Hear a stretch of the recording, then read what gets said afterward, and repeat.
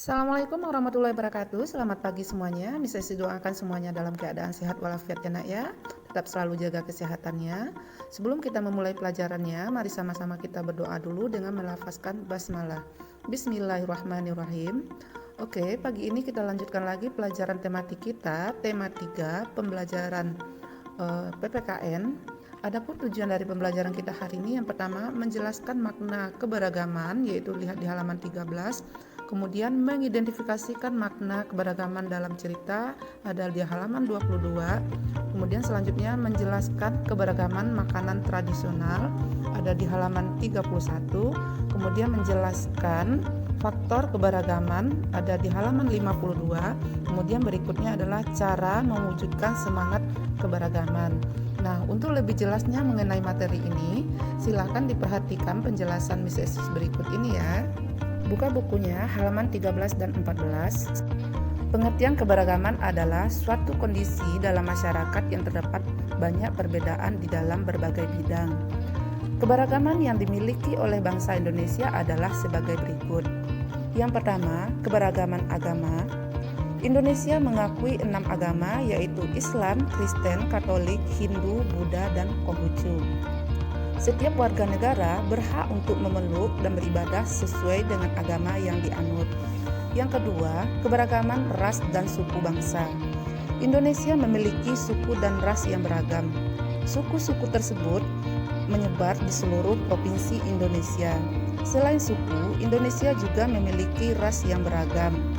Yang ketiga, keberagaman budaya. Setiap suku memiliki budaya yang berbeda dengan suku lainnya, sehingga budaya di Indonesia juga beragam. Keberagaman budaya meliputi adat istiadat, tarian tradisional, alat musik tradisional, baju daerah, lagu daerah, serta senjata tradisional. Budaya-budaya tersebut harus kita lestarikan agar tidak hilang dan diakui oleh negara lain. Nah, perbedaan suku, budaya, serta agama bukanlah penyebab terjadinya perpecahan, melainkan keberagaman tersebut justru menjadikan Indonesia menjadi negara yang kaya dan lebih unggul daripada negara lain. Keberagaman kalau tidak dijaga dengan baik bisa menimbulkan perpecahan. Untuk itu kita harus menjalin persatuan dan kesatuan. Berikut ini contoh sikap memahami pentingnya keberagaman dalam masyarakat. Yang pertama, menghargai orang yang sedang beribadah.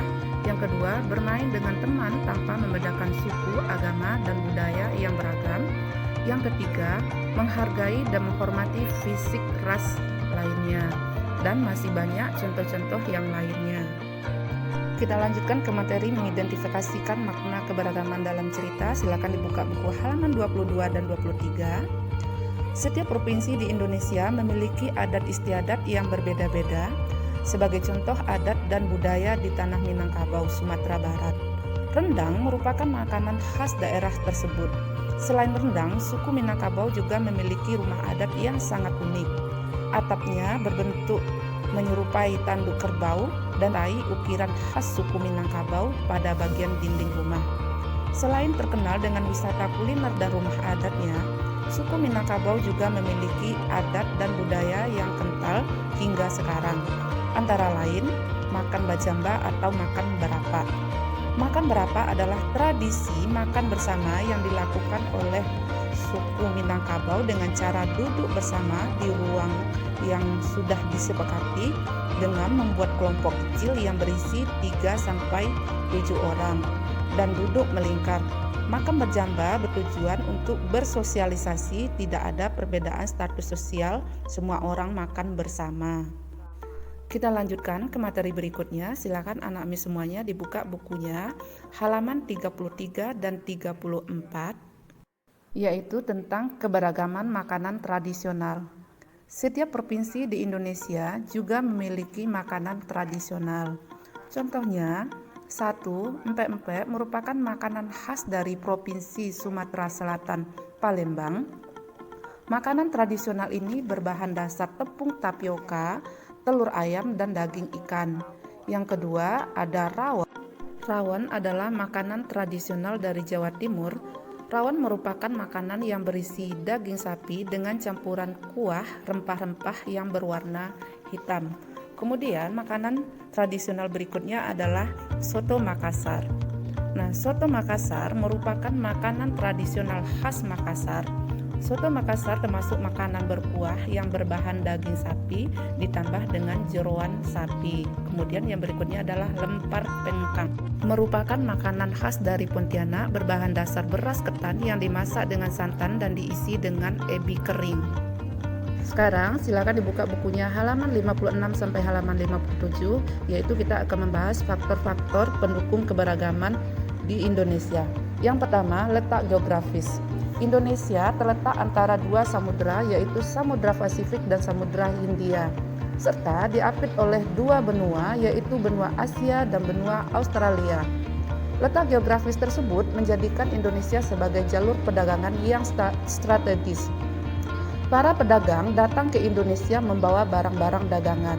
Selain itu, para pedagang juga menyebarkan budaya mereka ke seluruh wilayah Indonesia. Yang kedua, bentuk negara kepulauan. Jika kamu melihat peta Indonesia, kamu akan mengetahui Indonesia merupakan negara kepulauan yang terdiri atas ribuan pulau. Ribuan pulau ini terpisah satu sama lain sehingga masyarakat membentuk kebudayaan masing-masing. Setiap masyarakat mengembangkan budaya yang mereka sesuaikan dengan lingkungan sekitar. Hal ini mengakibatkan hadirnya perbedaan suku bangsa dan budaya di Indonesia. Meskipun memiliki perbedaan kebudayaan, setiap daerah menghargai kebudayaan daerah lainnya. Kemudian faktor yang ketiga adalah kondisi alam.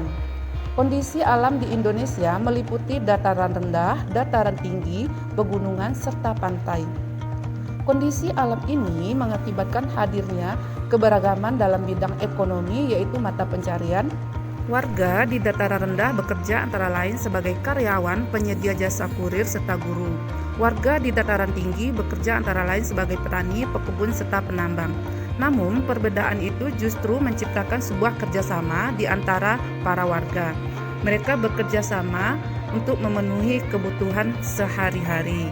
Misalnya, warga dataran tinggi bekerja sebagai petani akan mengirim dan menjual hasil pertaniannya kepada warga dataran rendah. Persatuan dalam keberagaman yang dimiliki oleh bangsa Indonesia merupakan cerminan dari semboyan Bhinneka Tunggal Ika, yang artinya meskipun berbeda-beda namun tetap satu jua.